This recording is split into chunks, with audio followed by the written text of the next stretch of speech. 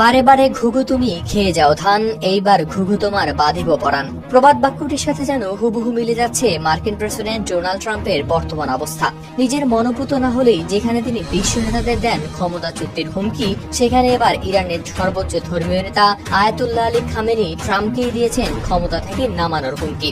শুক্রবার দুপুরে রাষ্ট্রায়ত্ত টেলিভিশন চ্যানেলে দেয়া ভাষণে ট্রাম্পকে অত্যাচারী ব্যক্তি উল্লেখ করে ইরানের ক্ষমতাসীন ইসলামপন্থী সরকারের সর্বোচ্চ এই ধর্মীয় নেতা বলেন, ইতিহাস সাক্ষী আছে যে অত্যাচারীরা বেশিদিন ক্ষমতায় থাকতে পারে না। ফারাউন, নমরুদ এবং মোহাম্মদ রেজা শাহ পাহলভীর তাদের আগ্রাসী মনোভাবের জন্য ক্ষমতায় টিকতে পারেনি, ট্রাম্পও পারবেন না, তাকেও ক্ষমতা থেকে নামানো হবে। সংবাদ মাধ্যম ইরান ইন্টারন্যাশনালের প্রতিবেদনে প্রকাশ পেয়েছে এ তথ্য।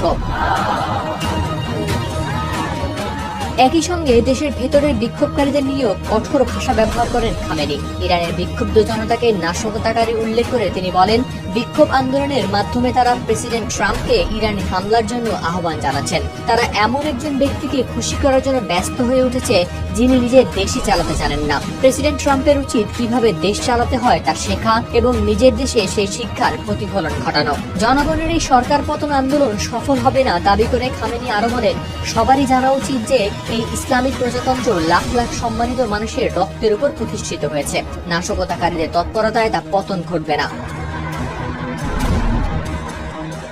4 গুণ শক্তিশালী এনজাইম ও অধিক ফেনা সমৃদ্ধ অরিক্স সিলভার ওয়াশ মাত্র 70 টাকায়। এদিকে এই ভাষণের পেছনে রয়েছে দীর্ঘদিনের জমে থাকা ক্ষোভ। বছরের পর বছর ধরে ইরানের মুদ্রা, রিয়ালের অবমূল্যায়ন, লাগাম ছাড়া মূল্যস্ফীতি ও জীবনযাত্রার ব্যয়ের চাপ সাধারণ মানুষকে ঠেলে দিয়েছে চরম দুরবস্থায়। সেই ক্ষোভই বিস্ফোরণ ঘটায় গত 28 ডিসেম্বর। তেহরানের বাজারে ধর্মঘট থেকে শুরু হয়ে সেই আন্দোলন ছড়িয়ে পড়ে গোটা দেশে। মাত্র কয়েকদিনের মধ্যে ইরানের 31টি প্রদেশে দাবানলের মতো ছড়িয়ে পড়ে সেই বিক্ষোভ।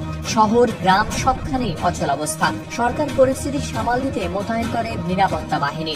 ইন্টারনেট ও মোবাইল সংযোগ করা হয় বিচ্ছিন্ন, তবুও থামেনি উত্তেজনা। এই বিক্ষোভে এ পর্যন্ত প্রাণ হারিয়েছেন অন্তত 45 জন, যেখানে সাধারণ মানুষ থেকে নিরাপত্তা বাহিনী উভয় পক্ষই রয়েছেন।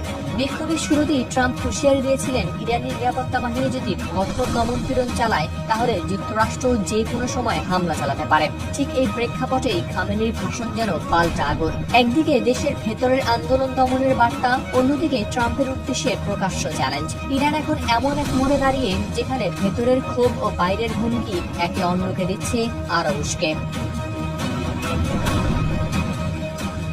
শামীম, RTV।